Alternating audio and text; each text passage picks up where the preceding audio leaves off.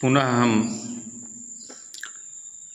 अपनी चर्चा को आगे बढ़ाते हुए मौलिक अधिकार विषय पर ही आज एक नवीन विषय वस्तु के साथ परिचित हुए हैं और प्रस्तुत हुए हैं।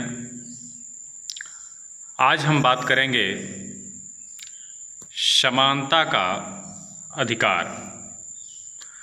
मूलतः भारतीय संविधान में नागरिकों को 7 मौलिक अधिकारों से विभूषित किया गया था, जिसमें 42वें संवैधानिक संशोधन विधेयक के द्वारा अनुच्छेद 31 को निरस्त करके उसे विधिक अधिकार बना दिया गया, जिसका उल्लेख अनुच्छेद 300A में समाहित है। तो इस प्रकार वर्तमान में भारतीय नागरिकों को कुल 6 मौलिक अधिकार प्रदान किए गए हैं, जिसमें पहला है समानता का अधिकार, जिसका उल्लेख भारतीय संविधान के अनुच्छेद 14 से लेकर 18 तक में किया गया है। आज हम एक एक कर इनके बारे में कुछ महत्वपूर्ण विषय वस्तु से परिचित होंगे। पहला है विधि के समक्ष समता और विधि द्वारा समान संरक्षण, जिसका उल्लेख अनुच्छेद 14 में किया गया है। इसमें 2 आशय प्रकट होते हैं। पहला, राज्य विधि के समक्ष किसी को विशेषाधिकार नहीं होगा, यानी कि कानून के समक्ष कोई भी हो वह समान समझा जाएगा। एक ही अपराध के लिए अलग अलग लोगों के लिए अलग अलग दंड का प्रावधान नहीं होगा, चाहे वो कोई रंक हो अथवा राजा हो।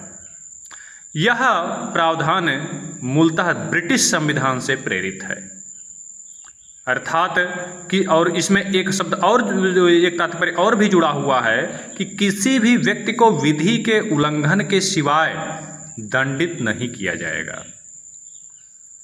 दूसरा है राज्य विधि के अंतर्गत कानून द्वारा सबको समान तौर पर संरक्षण प्राप्त होगा, यानी कि इसी में विधि द्वारा समान संरक्षण, यानी कि इससे आशय निकलता है कि राज्य द्वारा निर्मित विधि के सम्मुख सभी को कानून द्वारा समान संरक्षण प्रदान किया जाएगा, यानी जो राज्य निर्मित विधि है वह सबको समान संरक्षण प्रदान करेगी। यदि मंत्री जी हैं और उनको उपभोग या उपभोक्ता नियमावली के अंतर्गत अधिकार दिए जाएंगे तो आम नागरिक भी उस कानून से संरक्षण प्राप्त करेगा। यदि कलेक्टर साहब हैं, उनको धोखाधड़ी से संरक्षण प्राप्त है तो आम नागरिक को भी उसी अनुरूप में वह संरक्षण प्राप्त होगा। तो इस प्रकार से दोनों का यह है, और इसका मूलतः यूएस संविधान से प्रेरित है, या ये जो दूसरा कॉन्सेप्ट है यह अमेरिकी संविधान से प्रेरित है। पहला कॉन्सेप्ट अपने प्रकृति में नकारात्मक है और दूसरा प्रकृति में सकारात्मक, क्योंकि यहाँ कानून से विधि से कुछ उम्मीद की जा रही है, वहाँ राज्य पर नियंत्रण लगाया जा रहा है। अब युक्ति प्रतिबंध क्या क्या हैं या अपवाद कहाँ कहाँ ये नहीं लागू होगा। तो मूलतः पहला, राष्ट्रपति व राज्यपाल इससे परे होते हैं, जिसका उल्लेख अनुच्छेद 361 में किया गया है। दूसरा, संसद सदस्य अनुच्छेद 105 के अंतर्गत वे भी कुछ मामलों में इसमें रियायत प्राप्त करते हैं। तीसरा है राज्य के विधानमंडल, वो राज्य विधानमंडल के सदस्य जिनका उल्लेख 194 में है। चौथा, वैदेशिक शासक व राजदूत, और 5वां यूएन यानी यूनाइटेड नेशन की एजेंसियां। ये कुछ ऐसे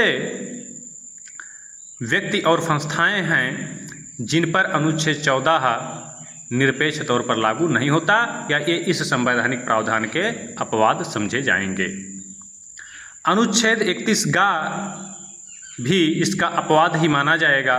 इसमें राज्य द्वारा डीपीएसपी विशेषता अनुच्छेद 39 और के क्रियान्वयन हेतु निर्मित कानून आता है, जहां इस अनुच्छेद पर सुप्रीम कोर्ट की टिप्पणी है कि जहां अनुच्छेद 31 आता है वहां से अनुच्छेद 14 चला जाता है।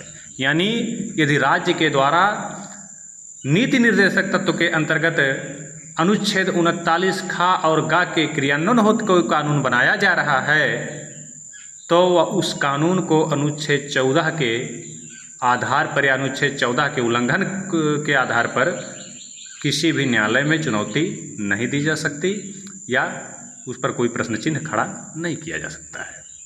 अब बात आ जाती है कि सामाजिक समता का, जिसका उल्लेख अनुच्छेद आपके जो है 15 में किया गया है।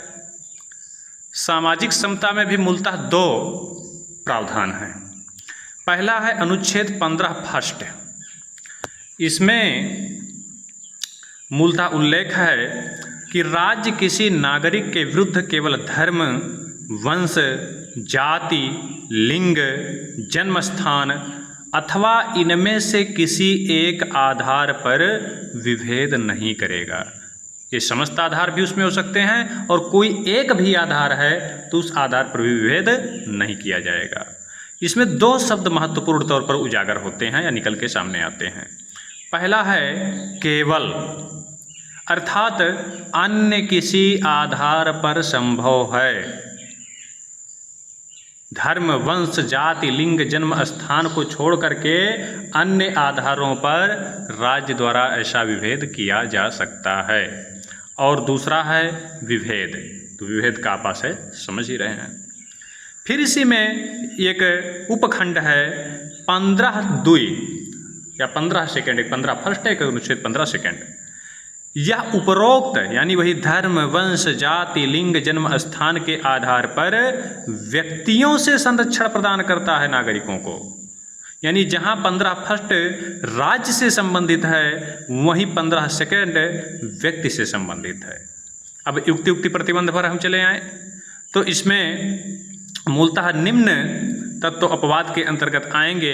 पहला है महिलाएं व बच्चे, वह इसके अपवाद माने जाएंगे अनुच्छेद 15 थर्ड में जिसका उल्लेख किया गया है। इसी आधार पर ही विधान परिमंडलों में महिलाओं के लिए 33% कोटा सुनिश्चित किया गया है और बच्चों के लिए मुफ्त तथा अनिवार्य शिक्षा का भी प्रावधान किया गया है। दूसरा है सामाजिक व शैक्षणिक रूप से पिछड़े वर्ग व SC ST, यानी इन लोगों को भी सरकार के द्वारा सामाजिक समता प्रदान करने के लिए या समाज में उनको समतामूलक स्थान देने के लिए